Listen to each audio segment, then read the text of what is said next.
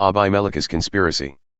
Now Abimelech the son of Jerubbaal went to Shechem to his mother's relatives and said to them and to the whole clan of his mother's family, "Say in the ears of all the leaders of Shechem, which is better for you, that all 70 of the sons of Jerubbaal rule over you, or that one rule over you. Remember also that I am your bone and your flesh." And his mother's relatives spoke all these words on his behalf in the ears of all the leaders of Shechem, and their hearts inclined to follow Abimelech, for they said, "He is our brother." And they gave him 70 pieces of silver out of the house of Baal-berith with which Abimelech hired worthless and reckless fellows, who followed him.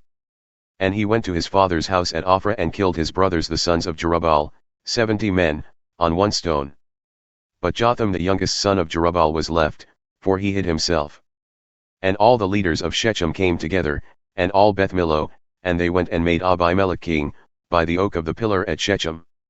When it was told to Jotham, he went and stood on top of Mount Gerizim and cried aloud and said to them, "Listen to me, you leaders of Shechem, that God may listen to you. The trees once went out to anoint a king over them, and they said to the olive tree, 'Reign over us.' But the olive tree said to them, 'Shall I leave my abundance, by which gods and men are honored, and go hold sway over the trees?' And the trees said to the fig tree, 'You come and reign over us.' But the fig tree said to them, 'Shall I leave my sweetness and my good fruit and go hold sway over the trees?'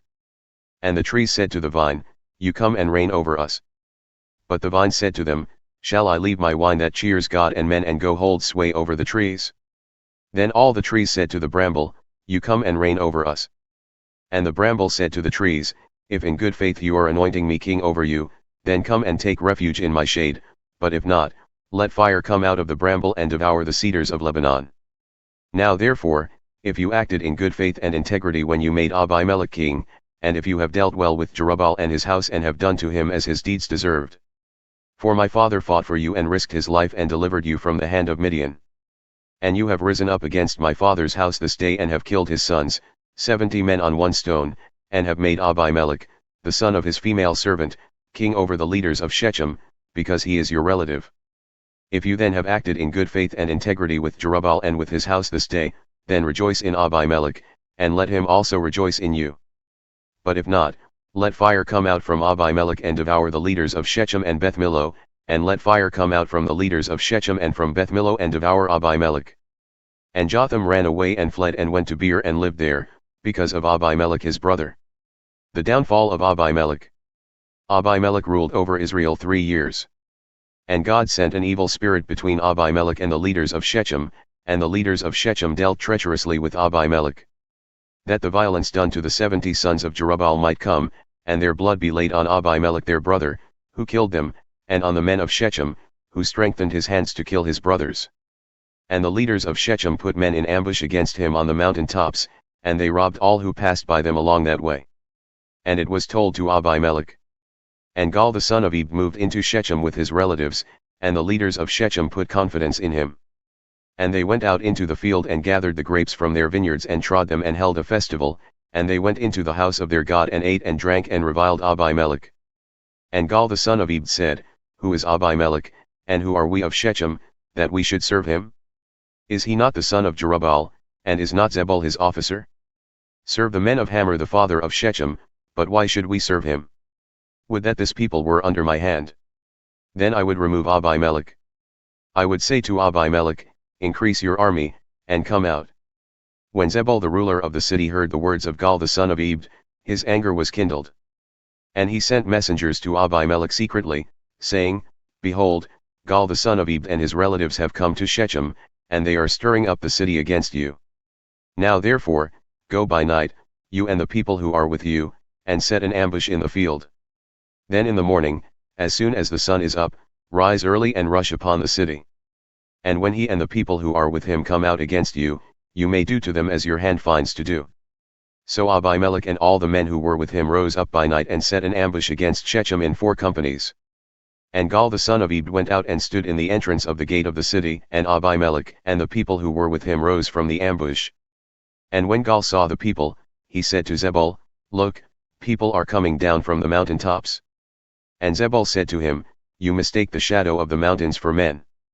Gaal spoke again and said, "Look, people are coming down from the center of the land, and one company is coming from the direction of the diviner's oak."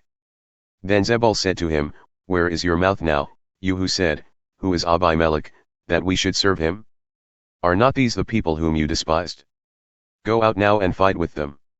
And Gaal went out at the head of the leaders of Shechem and fought with Abimelech. And Abimelech chased him, and he fled before him. And many fell wounded, up to the entrance of the gate.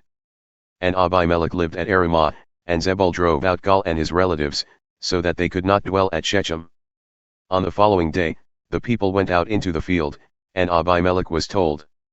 He took his people and divided them into 3 companies and set an ambush in the fields. And he looked and saw the people coming out of the city. So he rose against them and killed them. Abimelech and the company that was with him rushed forward and stood at the entrance of the gate of the city, while the 2 companies rushed upon all who were in the field and killed them. And Abimelech fought against the city all that day. He captured the city and killed the people who were in it, and he razed the city and sowed it with salt. When all the leaders of the tower of Shechem heard of it, they entered the stronghold of the house of Baal-berith. Abimelech was told that all the leaders of the tower of Shechem were gathered together.